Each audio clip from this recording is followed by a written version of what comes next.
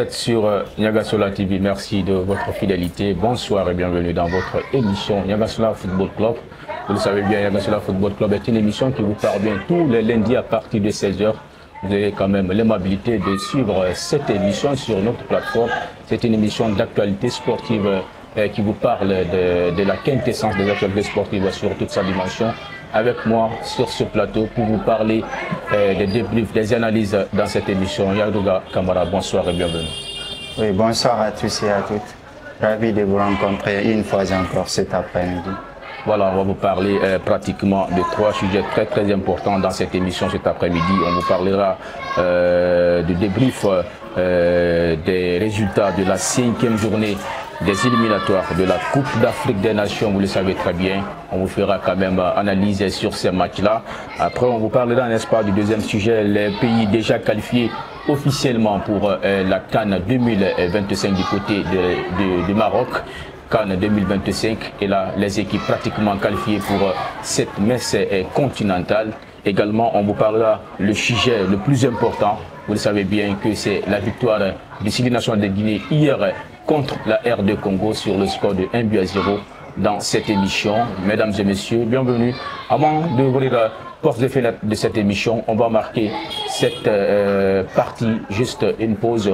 Derrière, on revient pour les débats dans cette émission.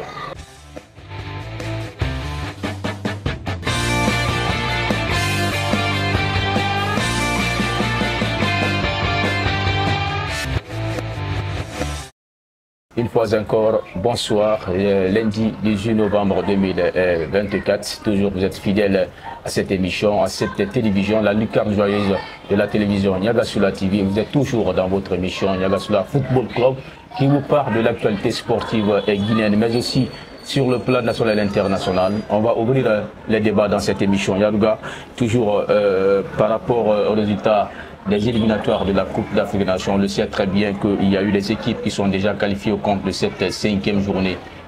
Qu'en dites-vous par rapport à ces matchs, ces rencontres, pour ces qualifications? Oui, il y a eu pas mal de résultats pour cette 5e journée des éliminatoires de la CAN Maroc 2025. Comme vous le dites tantôt, il y a eu les différentes formations qui ont eu ici l'apanage, l'accès à se tirer l'épingle de jeu. Lorsque vous regardez cette formation sud-africaine qui s'est vraiment imposée sur le score de 2-8-0 contre l'Ouganda, il y a également la formation de la Côte d'Ivoire qui a perdu contre l'équipe de la Zambie. Il y a eu beaucoup de résultats, mais surtout l'un des résultats qui a vraiment étonné, c'est la défaite de cette formation du Soudan, qui vraiment avait pris le revers contre l'équipe du Niger sur le score de 4-0. Personne ne s'y attendait à cette prouesse, à cette prestation de l'équipe du Niger, mais c'est le football. Cette formation a largement créé du suspense dans sa poule. Et là, il faudrait suivre maintenant la dernière journée. Malgré l'élimination de cette formation ghanéenne, le Niger aura ici sa vie en main, y compris cette formation du Soudan, qui vont carrément jouer cette fin de partie des éliminatoires avec beaucoup de suspense. Oui, on le sait très bien que c'est d'ailleurs la Côte d'Ivoire qui avait déjà organisé la 34e édition de la messe continentale, déjà qui se trouve pas mal ici dans les difficultés. On le sait très bien que cette formation ivoirienne avait fait sensation du côté de la Côte d'Ivoire. Elle organise la 34e édition, elle parvient aussi à remporter. Mais là, par rapport à ces qualifs-là, il y a une belle sensation pour ces qualifs-là. Déjà, l'équipe surprenante face à la Côte d'Ivoire, la Zambie qui a pratiquement gagné ce match-là contre la Côte d'Ivoire. On le sait très bien qu'après la 34e édition de la messe continentale, la Côte d'Ivoire qui avait fait beaucoup plus de prouesses dans cette compétition parvient à organiser de telles compétitions de grande envergure, remporte encore une fois de plus. Mais par rapport à ces qualifs-là, la Côte d'Ivoire qui ne parvient pas à se retrouver. Oui, la Côte d'Ivoire ne parvient pas à se retrouver, mais tout ça, ce sont les aléas du football, ça arrive. Je pense que c'est une très bonne période pour cette formation de Nerfayou de se tirer une conclusion de ce qui n'est pas en train de marcher. Parce que l'équipe était dans un vent en poupe après la CAN qui s'est déroulée en Côte d'Ivoire. Mais pourquoi ces résultats en dents de scie Donc ça pourrait être vraiment un déclic, une prochaine remise en question pour le collectif afin de rebondir prochainement. Je ne pense pas si ces résultats, les deux défaites contre la Sierra Leone et contre la Zambie, pourraient être un hic pour le moral du groupe. Il faudrait juste surpasser et tirer les leçons de ces doubles défaites. Ah ouais, alors le Soudan aussi qui bat le Niger sur le score de 4-0. Oui, c'était la sensation de cette 5e journée. L'équipe imprévisible du Niger s'est imposée à domicile contre cette équipe du Soudan. Le Soudan qui vraiment avait créé la sensation en battant l'équipe ghanéenne au match retour sur le score de 2-0. Sauf à la surprise, la dernière surprise, cette formation a été laminée par l'équipe du Niger, le MENA national sur le score de 4-0. C'était vraiment hors des pensées de tous les bookmakers, mais c'est le football, tout est possible. Donc cette formation a joué également son bateau. Ça prouve à suffisance que le football est en évolution du côté de ce pays. Alors la Libye qui revient après 12 ans parvient à battre la formation de Rwanda sur le score de 1-0. Ça a été quand même une victoire de taille pour cette formation libyenne. Oui, la Libye n'avait pas droit à l'erreur. Pour ceux qui connaissent le football africain ces derniers temps, la Libye dispose l'un des meilleurs championnats du continent africain à notre époque. Donc, ça serait une surprise de ne pas voir cette formation se qualifier pour la prochaine CAN, mais chose qu'elle a bien faite en se débarrassant du Rwanda sur le score d'1-0, score étriqué. Maintenant, la Libye va jouer le lundi prochain, si j'ai une bonne mémoire, contre l'équipe du Bénin. Ça va être une finale. D'ailleurs, la Fédération libyenne de football a pris tous les tickets en charge. Le stade sera gratuit pour les supporters. Donc ça prouve à suffisance. La Libye va jouer à gros cette qualification contre le Bénin, car ça serait le match décisif pour la qualification de cette équipe. Justement, on va vous parler des résultats comme on l'avait quand même annoncé dans les thématiques. Il est forcé qu'on parvienne quand même à vous donner ces résultats-là. Il faut savoir que le vendredi 13 novembre 2024, la Namibie avait joué contre le Cameroun où le match a été un score ouvert de 0 but partout. Et le Libéria qui a gagné contre le Togo sur le score de 1-0. Tchad, 1 but partout face ici à la Sierra Leone. Le 14 novembre, samedi 2024, Lesotho avait battu la formation de Centrafrique sur le score de 1-0. Également, Guinée équatoriale a fait match nul face à la formation de l'Algérie. Soudan, Sud-Afrique, 3 buts à 2 face à la formation de Congo. Également, Madagascar qui perd contre la Tunisie sur le score de 3 buts à 2. Rwanda, Libye, 1-0 faveur du côté de la formation de la Libye. Également Niger qui gagne contre le Soudan sur le score de 4-0. Burundi, 0 but partout face ici à Malawi. Bénin, 1 but partout face à la formation du Nigeria, où déjà l'égalisation a été quand même de l'extrémiste par l'intermise, la tête de Osimhen, qui avait quand même sauvé cette formation nigériane, parce que là déjà l'équipe était complètement collée au dos au mur, mais finalement avec la qualité individuelle, cette qualité hallucinante de la part de Victor Osimhen a permis au Nigeria d'être, n'est-ce pas, dans cette course-là, et finalement ça a été un score de parité, 1 but partout. Et également Burkina Faso qui perd contre la formation du Sénégal sur le score de 1-0. Mais Botswana, 1 but partout face à la Mauritanie. Ouganda, 0. Afrique du Sud, 2. Également Cap Vert, 1 but partout contre l'Égypte. Aussi, match très surprenant. Si on entend que l'Ouganda a fait match nul contre la formation de l'Égypte, ça fait partie du football. Ça a été quand même un exploit de taille pour cette formation du Cap Vert. Également Zambie 1, Côte d'Ivoire 0, Mozambique 0, Mali 1 but. Également le Mali qui se qualifie. Estonie contre la formation de la Guinée Bissau qui fait match nul, 1 but partout. Zimbabwe 1 but partout face à la formation du Kenya. Gambie, les deux Comores, Gambie 1, Comores 2, c'est-à-dire Comores avait gagné sur le score de 2 buts à 1. Également Gabon 1, Maroc 5 contre 1. Cette formation marocaine qui est pays hôte de cette 35e édition de la Coupe d'Afrique des Nations qui parvient à battre cette formation de gabonaise sur le score de 5-1. Également Angola qui fait match nul contre le Ghana. Également pratiquement hier on a vu que la Guinée avait battu la formation de la RD Congo sur le score de 1-0. Pratiquement les pays qualifiés pour la 35e édition de la Coupe d'Afrique des Nations. Vous avez pratiquement la RD Congo qui est de la même poule que la Guinée, c'est-à-dire la poule H. Pratiquement cette formation a joué 4 matchs et 4 victoires, 12 points. Et également Sénégal aussi qualifié et Égypte est qualifié. Angola aussi est qualifié. Également pratiquement la Guinée équatoriale qualifiée, la Côte d'Ivoire, Gabon, Ouganda, et Afrique du Sud, Tunisie, Nigeria, Mali, Maroc, Burkina Faso, Cameroun, Algérie, avant que la Guinée ne joue la dernière journée des éliminatoires de la Coupe d'Afrique des Nations, parce que pratiquement dans cette poule H, la Guinée totalise 9 points après sa grande victoire hier. La Guinée est deuxième avec 9 points au compteur. Le dernier match, la dernière journée, où on le sait très bien que la Guinée se déplace pratiquement pour être du côté de la Tanzanie pour jouer ce match contre la Tanzanie, et nous souhaitons bonne chance à cette formation de Syli nationale de Guinée. On va parler de ce match de la Guinée qui a gagné hier face à la formation de la RD Congo. 20 ans après, la Guinée revient. On se rappelle lors de la CAN 2004, c'est pratiquement la Guinée où la Guinée à la tête, il y avait Michel Doucier. La Guinée avait gagné sur le score de 2-1. Les temps de Pascal Fendeno, les temps de Titi Camara. Il y avait eu quand même cette victoire de la Guinée. Après ça, pratiquement la Guinée a fait 20 ans sans gagner contre la RD Congo. Une équipe aujourd'hui qui n'a pas perdu, qui a joué 8 matchs sans défaite, sans en encaisser même un seul but. Mais hier, l'invincibilité du côté de cette formation congolaise, la Guinée a mis fin à une victoire très méritée de la Guinée. Ouais, la victoire était amplement méritée côté guinéen. Vous l'avez bien fait de le rappeler. La RDC sur ses 8 derniers matchs n'a pas perdu. Sur ses 4 derniers matchs sans encaisser.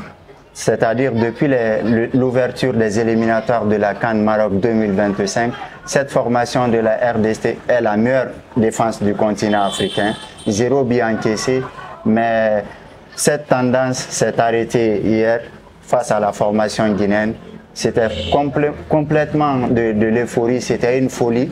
Voir cette défense avec vraiment une très bonne assise guidée par un certain Chanchel Mbemba. C'était difficile de transverser, de perforer cette défense congolaise. Mais avec un renard de surface, c'est vraiment pas quelque chose qui est impossible. On a vu à la 93e minute, sur une action de Clérissi Agami, une très bonne balle dans la zone que Séo Girassi a pris d'une bicyclette à la volée, d'une façon un peu non académique, mais c'était le but le plus important pour la Guinée pour la qualification. Donc la Guinée s'est imposée sur le score d'un but à 0 au forceps, une victoire vraiment à l'arrache, mais c'était important, 9 points. Maintenant on va jouer notre vie du côté de la Tanzanie le mardi prochain à partir de 13 h, puisque là-bas aussi le match a été décalé pour problème de rénovation du terrain.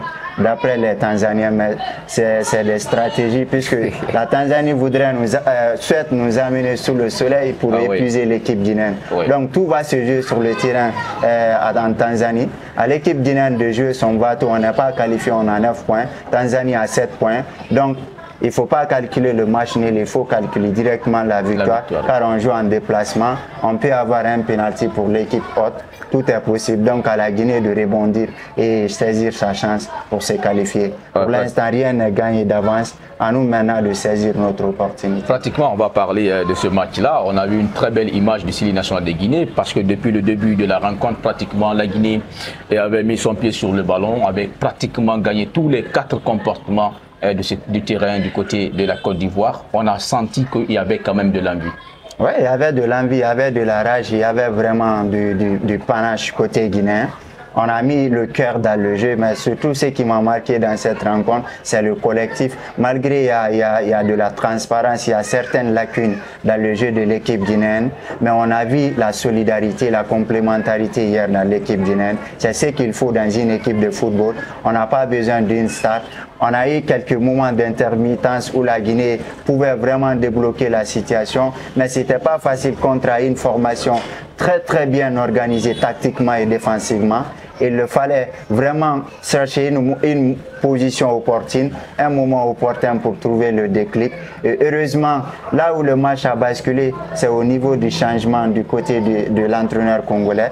Desabre a sorti l'un des hommes clés du match qui était Bogonda, le joueur qui joue du côté de la Russie, le numéro 10. C'est lui qui était le déclic du match. C'est lui qui transportait toutes les bonnes balles pour l'équipe congolaise. Donc après sa sortie, ça a un peu laissé du manquement pour l'animation offensive.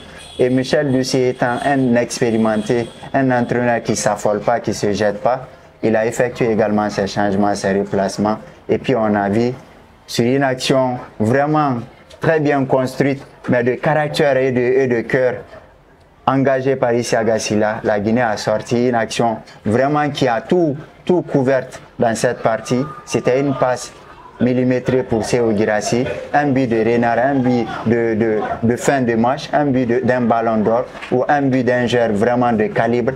Il a mis le suspense vraiment de côté, il a mis la balle au fond des filets et c'était vraiment une victoire à l'arrache pour la Guinée. Et pratiquement en deuxième période, déjà la première mi-temps était pratiquement maîtrisée par la Guinée, mais en deuxième mi-temps on a vu qu'il y avait un certain relancement. La Guinée avait complètement levé son pied sur le ballon, donné quand même une certaine tranquillité du côté de la charnière défensive parce que le coach même n'avait pas dit aux joueurs de faire monter le bloc parce qu'il va falloir, il a cherché quand même à comprendre le système congolais.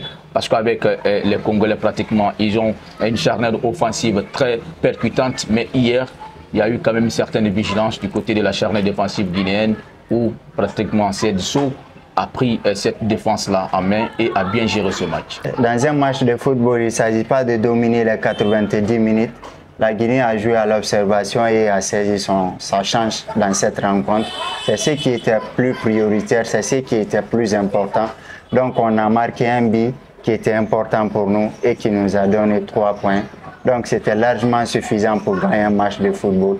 Tu peux jouer la possession en ta faveur avec tout ce qu'il faut, avoir toutes les statistiques en ta faveur, mais sur la moindre erreur, sur la moindre opportunité, l'adversaire peut t'abattre. Donc dans ce match, la Guinée n'a pas été plus haute que le Congo, mais la Guinée a été plus efficace. C'est ce qui a fait la différence. Alors, fait la différence, c'est un exploit, parce que déjà si pratiquement une équipe dans les phases éliminatoires parvient à jouer 8 matchs sans en encaisser et perd son premier match, ça donne quand même un bon résultat côté guinéen et ça parvient à encore galvaniser l'esprit des joueurs guinéens.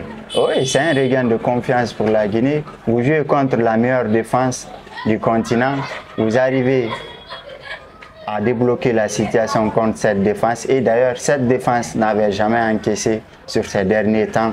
Donc ça prouve à suffisance qu'il y a de la qualité dans cette équipe, mais sauf qu'il ne faut pas s'affoler. La Guinée a joué son match à fond. On espère sur cette dynamique la Guinée pourrait encore gagner d'autres rencontres, surtout le match du mardi soir du côté de la Tanzanie. Ça devrait être vraiment la confirmation de cette prestation, pourquoi pas pour la qualification pour l'équipe guinéenne. Alors on doit sortir quand même de l'euphorie de la douche froide parce que rien n'est gagné pour le moment. La Guinée, c'est bien vrai que la Guinée a 9 points derrière la RD Congo qui a pratiquement 12 points. La Guinée est deuxième. Le match le plus important, le plus attendu, c'est contre cette formation tanzanienne du côté, n'est-ce pas, de la Tanzanie. Et là, le match nul, certes, c'est bien bon pour la Guinée, mais la victoire aussi, elle est importante parce que ça serait une grande finale côté guinéen. On va parler de cet exploit hallucinant individuel du prétendant titre de Ballon d'Or africain aujourd'hui qui est sur les lèvres de tous les acteurs de football, aussi les journalistes. Vous partez dans les médias, on ne parle que de l'exploit de Sékou Guirassy, l'attaquant guinéen qui pratiquement la saison dernière avait marqué plus de 30 buts en 30 matchs et qui vient encore après 2 revers côté guinéen la première journée des éliminatoires, deuxième journée, également la Guinée avait complètement perdu ces deux matchs-là. Mais au compte de la quatrième journée et de la cinquième journée, il revient en forme, il parvient à marquer des buts. 3 matchs, 6 buts marqués, c'est un exploit de taille de Seydou Guirassy. Oui, c'est une confirmation, ce n'est pas une surprise. Pour ceux qui suivent l'actualité sportive, ne seront pas étonnés par les prestations de Guirassy. Il est sur une dynamique d'une saison et demie maintenant au haut niveau. Donc cette saison, vraiment, elle est plus prolifique encore de plus par rapport à la saison dernière, car simplement, il est sur deux dynamiques, deux tendances. Il performe en club et il performe en équipe nationale. Sur ces 3 dernières sorties avec l'équipe nationale guinéenne, il a claqué 6 buts. Je crois que c'est rare fois dans l'histoire de l'équipe nationale guinéenne qu'un joueur de ce calibre, de telle carrure, arrive à prester de la sorte, où le pays est vraiment un attaquant de calibre comme Seydou Guirassy. Il confirme en club, il confirme en Ligue des Champions, en championnat. En équipe nationale, c'est le meilleur buteur d'ailleurs des éliminatoires de la CAN Maroc 2025. Donc, sa position déjà, elle est déjà connue sur le plan mondial. C'est l'une des stars du football mondial, pour ne pas dire la star du football mondial. Mais il fait partie des meilleurs attaquants du monde actuellement. Si vous citez le top 5, il serait dans le top 3 du football mondial, à l'allure où il performe en équipe nationale et en club. C'est vraiment une fierté pour la Guinée. Je crois la course pour le Ballon d'Or, il va jouer jusqu'à la finale, jusqu'à la pointe du final, jusqu'à la porte du final avec Lookman. Rien n'est perdu d'avance. Les votes continuent à se faire. Les entraîneurs vont voter, les capitaines, les journalistes, et puis le jury également va décanter la situation. Il a une très grande faveur au vu de sa prestation ces derniers mois. Alors, vous avez parlé des entraîneurs pratiquement. Hier, le coach de la RD Congo avait dit que Seydou Guirassy était un attaquant de classe mondiale. Ça dit beaucoup de choses quand même. Oui, ça dit beaucoup de choses parce que lui, il suit l'actualité, il sait ce qu'est un attaquant. Il ne peut pas dire seulement. Il y a des équipes africaines qui sont en manque d'un certain Seydou Guirassy. Seydou Guirassy est au même calibre que les Lewandowski, les Erling Haaland du côté de l'Europe. Je ne pense pas s'il y a une équipe africaine qui a un attaquant de telle aura, de telle carrure que Seydou Guirassy en matière d'explosivité et de qualité devant les buts, l'efficacité. À part Victor Osimhen qui se rapproche un peu de lui, je ne pense pas s'il y a un attaquant africain, un avant-centre, un pivot qui peut vraiment marcher sur ses chevilles à cette période où nous en sommes. C'est une fierté d'entendre un entraîneur comme ça parler de notre attaquant. Je crois qu'il en a été convaincu et le joueur même en a prouvé devant le même coach hier de sa prestation. Le but qu'il a marqué, il a eu beaucoup d'occasions sur 90 minutes, mais un attaquant, c'est les derniers moments, c'est les dernières minutes. Donc lui, il a marqué un but vraiment qui n'était pas attendu dans une période décisive. Donc il a fait ce qu'il pouvait faire et il a fait son travail. Et vous l'avez vu même sur l'interview de Canal+, le capitaine de la RDC, Chanchel Mbemba, qui était venu féliciter Seydou Guirassy. Il est très propre mentalement, Chanchel Mbemba. Lui-même, il va peser gros sur les votes car il va voter du côté de la RDC comme capitaine. Espérons, avec ces deux-là, il pourrait vraiment apporter de plus. Seydou Guirassy est une fierté, c'est une icône vraiment du football mondial. Et pratiquement, la Guinée n'a pas eu un espace d'attaquant de ce calibre-là. Après des années qu'on a connues, on a connu les temps de Titi Camara, on a connu les temps de Souleymane Lula, on a connu aussi des excentrés Fodé Mansaring, on a connu un certain Ismaël Bangoura, mais avec Seydou Guirassy, c'est de top haut niveau. Ah ouais, le costume est très lourd pour supporter la comparaison. Certes, vous avez parlé de plusieurs attaquants que la Guinée avait, mais moi je pense, je ne vais pas être vraiment dur avec mes mots, je ne vais pas trop peser. Mais quand vous prenez le football mondial, le football à l'ère moderne, je ne crois pas s'il y a un attaquant d'un tel calibre au niveau de Seydou Guirassy. On va suivre la fin de cette saison, ce qu'il va faire. Certes, il n'a pas remporté de trophée, c'est ce qui manque un peu sur lui. Sinon, en termes d'explosivité, d'efficacité, du point de vue football mondial, le rouage, il n'y a pas un attaquant guinéen de l'histoire qui puisse marcher sur ses chevilles. C'est le plus grand attaquant de l'histoire du football guinéen. On attend qu'il remporte maintenant les trophées avec la Guinée et son club. Sinon, du point de vue efficacité, même son niveau en Europe, il dépasse largement tous ses concurrents. Merci d'avoir apporté votre expertise dans cette émission. Oui, toujours le plaisir a été pour moi et je salue nos téléspectateurs, nos followers qui nous suivent vraiment de près et de loin depuis l'ouverture de ce média Niagassola TV. Bienvenue dans cette émission qui commence vraiment à prendre de l'ampleur Niagassola Football Club et bientôt Niagassola Sport. Grand merci également à nos cadreurs.